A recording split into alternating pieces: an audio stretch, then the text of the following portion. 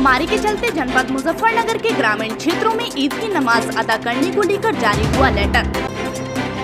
मुजफ्फरनगर के ग्रामीण क्षेत्रों में कैसे अदा की जाएगी कोरोना महामारी के चलते ईद की नमाज। दारुल उलूम देवबंद की ओर से लेटर जारी कर तमाम मुसलमानों को सूचना दे दी गई कि ईद की नमाज अपने घरों में ही अदा की जाए। जो लोग ईद की नमाज अपने घरों में अदा नहीं कर सकते उन पर नमाज माफ है। कोरोना महामारी के चलते शासन प्रशासन का सहयोग करें और कोविड-19 गाइडलाइन का पूरा पालन किया जाए, जिससे खुद सुरक्षित रहकर दूसरों को भी सुरक्षित रखने का कार्य किया जा सके।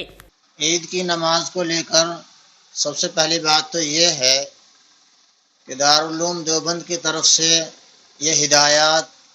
और दारुल उलूम देवबंद के बड़े असातिज़ा किराम बिलखुसूस जमीयत उलमाए हिंद के सदर मोहतरम उस्ताद गिरामी हज़रत मौलाना सैयद अरशद मदनी साहब दामत बरकातुहुल आलिया और दीगर अकाबिरीन की तरफ से ये हिदायत जारी की गई हैं कि इस कोरोना महामारी के चलते समय हम ईद की नमाज एहतियात के साथ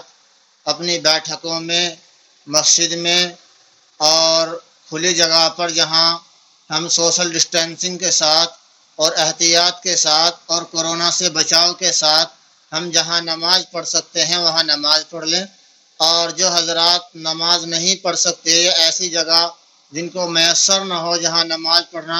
शरीयत की रूह से जायज़ हो, तो उन हजरात के लिए दारुल उलूम देवबंद की तरफ से फतवा जारी किया गया है कि वो ईद की नमाज न पढ़ें, उनके लिए ईद की नमाज माफ़ है और वो चाश्त के वक्त तकरीबन 4 रकात नफिल नमाज पढ़ लें तो उन्हें कुछ सवाब मिल जाएगा। हम बराबर अपने गांव के मुअज़्ज़ज़ हजरात, नौजवान तबका और समाज से मिलकर ये कोशिश बराबर कर रहे हैं और ये अपील और ये दरख्वास्त कर रहे हैं कि पिछले साल की तरह इस साल भी हम पूरी एहतियात के साथ और शासन प्रशासन और सरकार की गाइडलाइन का ख्याल करते हुए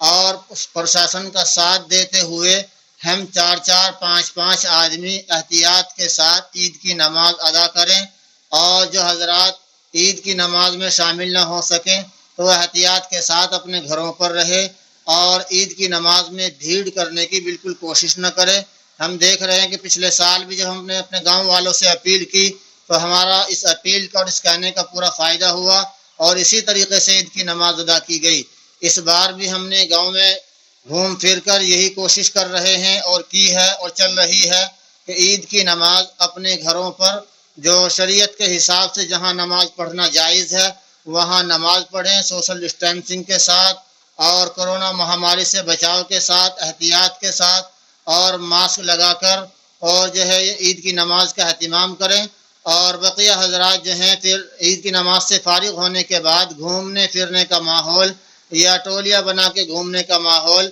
या रिश्तेदारी में आने जाने का माहौल ये बिल्कुल न बनाएं। हमें इस वक्त में इस महामारी से बचने के लिए पूरी एहतियात करनी है। सरकार का और शासन प्रशासन का